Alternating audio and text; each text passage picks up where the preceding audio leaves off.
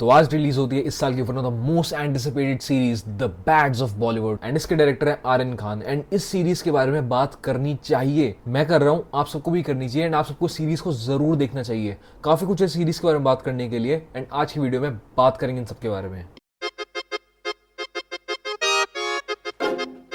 But series की बात करने से पहले मुझे आप सबसे एक चीज पूछनी है कि क्या ये सीरीज का रिव्यू जो है वो मैं किस तरीके से बनाऊं, कि हर एपिसोड के लिए अलग अलग रिव्यूज बनाऊं या कंबाइन करके कि दो एपिसोड्स एक साथ, दो एपिसोड्स एक साथ, दो एपिसोड्स एक साथ, या फिर एक कंबाइंड एक ही रिव्यू बनाऊं पूरी सीरीज का। वेल आज के एपिसोड के अंदर मैं सीरीज के 3 एपिसोड्स को कवर करूं because to be very honest मैंने सिर्फ अभी तक इसके 3 एपिसोड्स देखे हैं। बट मुझे अभी ब्रेक इसीलिए लेना पड़ा because I have to make this video, नहीं तो I could binge watch the series entirely because ये सीरीज बहुत ही ज्यादा क्रेजी है एंड मैं मजाक नहीं कर रहा, but this series is really actually good. तो सबसे पहले आप नीचे कमेंट्स के अंदर ये लिख के बताना कि मुझे वीडियोस किस तरीके से अपलोड करनी चाहिए इस सीरीज को लेके, कि एक सीरीज बनाऊंगा सिंगल एक वीडियो अपलोड करूं। एंड अगर आप इस चैनल के ऊपर नए हैं तो मेरा नाम सुरेश है एंड मैं इस चैनल के ऊपर काफी सारी वीडियोस क्रिएट करता हूं।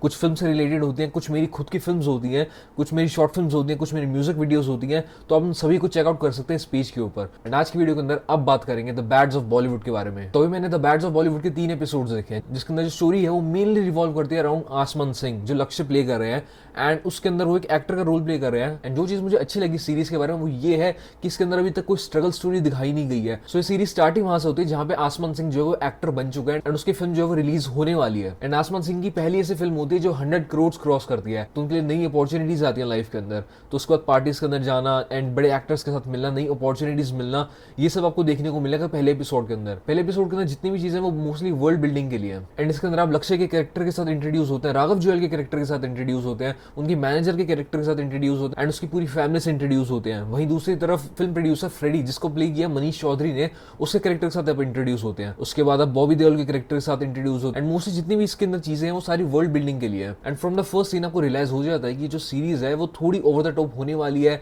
जैसा कि आर्यन खान ने अपनी प्रमोशनल वीडियो में कहा था कि आदत डाल लेना बिकॉज ये ज्यादा होने वाला है। तो उसी के अकॉर्डिंग आपको मैं पहले ही प्रिपेयर कर दूं कि इसके अंदर कुछ absurd चीजें भी होंगी, कुछ ओवर द टॉप चीजें भी होंगी।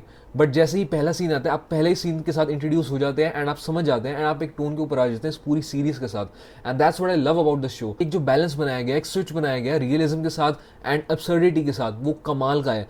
एक ही सेकंड के अंदर आप एक सीरियस सीन के अंदर है एंड स्विच होता है एंड उसके बाद आप एक अब्सर्ड सी चीज देखते हैं। एंड ये शायद मेरे बताने के अंदर इतना एंटरटेनिंग ना लग रहा हो, बट आप जब सीरीज देखते हैं तो आपको काफी सारे फनी सीन्स देखने को मिलेंगे जहां पे एक सीन जो है पूरा सीरियस है एंड कट टू एक ऐसी चीज होती है एंड हर चीज अब्सर्डिटी के अंदर बदल जाती है। एंड जब मैं अब्सर्डिटी की बात करूं तो पहले एपिसोड के अंदर तो बहुत ही कम अब्सर्डिटी है एंड जैसे आप सेकंड एपिसोड के अंदर आते हैं एक ऐसा सीन आता है जो आपको लगता है कि ये कैसा सीन है, इतना अब्सर्ड सीन कैसे हो सकता है एंड इतना अनप्रेडिक्टेबल सीन होता है वो। बट सेकंड एपिसोड के बाद थर्ड एपिसोड में आता है एंड अब्सर्डिटी और भी ज्यादा बढ़ती है। बट जितना मैंने नोटिस किया कि जैसे ही एब्सर्डिटी बढ़ती है रियलिज्म भी उतना ही बढ़ता है, तो हर चीज जो है एक बैलेंस के अंदर चल रही है। एंड इस शो का जो बेस्ट पार्ट मुझे लगता है वो शो की राइटिंग है, बिकॉज अगर आप कॉमेडी के एस्पेक्ट से देखेंगे तो ये बिल्कुल एनवलप को बहुत ही ज्यादा पुश कर रहा है। इस सीरीज का जो ह्यूमर है वो ओवर द टॉप है, थोड़ा एब्सर्ड है, बट वैसा ये जैसा हम सबको पसंद आता है। ये डेफिनेटली जो है वो कन्वेंशनल ह्यूमर नहीं है जो आपको नॉर्मल फिल्म के अंदर देखने को मिलता है। But to be very honest हम उस ह्यूमर से काफी ज्यादा बोर हो चुके थे, बट इस टाइप का ह्यूमर देखना it's just amazing and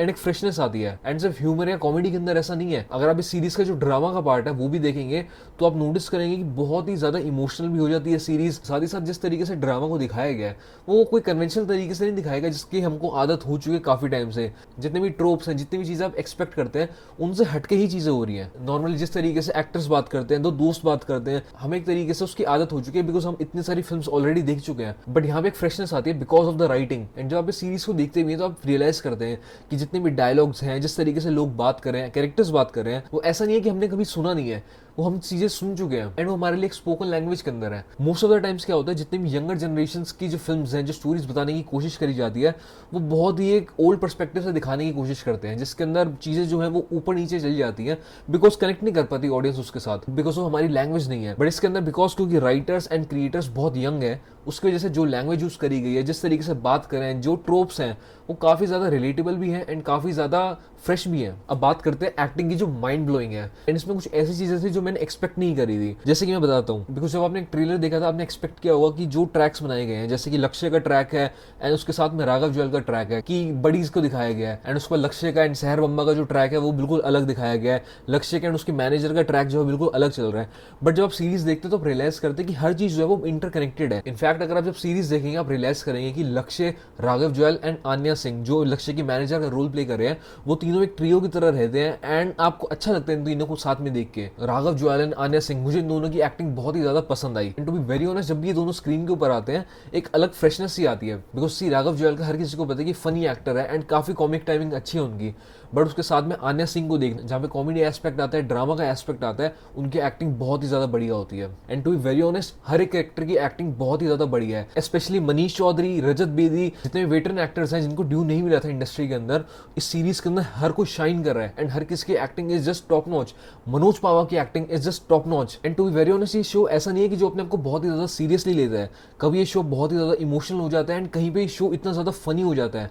and किस तरीके से दोनों के अंदर स्विच करा जाता है, बैलेंस बनाया जाता है, इट्स जस्ट अमेजिंग टू सी। इसके अंदर बहुत सारे ऐसे कैरेक्टर्स हैं जिनको आप रियल लाइफ के अंदर जानते होंगे। जैसे कि पहले एपिसोड के सेकंड हाफ के अंदर एक ऐसा कैरेक्टर आएगा जिसको आप पहले से जानते हैं, बट वो बहुत ही ज्यादा कैरिकेचरिस्ट फॉर्म के अंदर है। तो मैंने ये चीज नोटिस करी कि इस सीरीज के अंदर जितने भी मेन कैरेक्टर्स हैं जो सेंट्रल प्लॉट के अराउंड रिवॉल्व करते हैं, वो बहुत ही ज्यादा रियलिस्टिक बनाए गए हैं। बट ऐसे जो कैरेक्टर्स हैं जो इस वर्ल्ड को बिलोंग नहीं करते, वो बहुत ही ज्यादा कैरिकेचरिस्ट बनाए गए हैं, वो बहुत ही ज्यादा एब्सर्ड है। उनका बस एक ही काम है कि कैरिकेचरिस्ट एक्टिंग करना एंड उसी के थ्रू ह्यूमर जनरेट करना। अब कुछ ऐसी चीजें जो मुझे नहीं पसंद आई सीरीज के बारे में, बट वो धीरे धीरे करके ठीक हो जाती है। सबसे पहली चीज तो ये थी कि जब एपिसोड 1 आता है, जहां हमें वर्ल्ड बिल्डिंग हो रही होती है, towards the middle of episode 1 जो पेसिंग है वो थोड़ी स्लो हो जाती है ना। आप रियलाइज करते हैं कि बहुत ड्रैग हो रहा है in the middle of episode 1, but उसके बाद जिस तरीके से कम बैक होता है, सिर्फ 5 से 10 मिनट का ड्रैग होता है। एंड उसके बाद जिस तरीके से एपिसोड ट्रैक के ऊपर आता है, आई एम टेलिंग यू, उसके बाद एपिसोड 1 कभी ट्रैक से हिलता नहीं है, 2 ट्रैक से बिल्कुल नहीं हिलता। एपिसोड 2 बहुत ही ज्यादा बढ़िया एंड उसकी पेसिंग इज जस्ट अमेजिंग।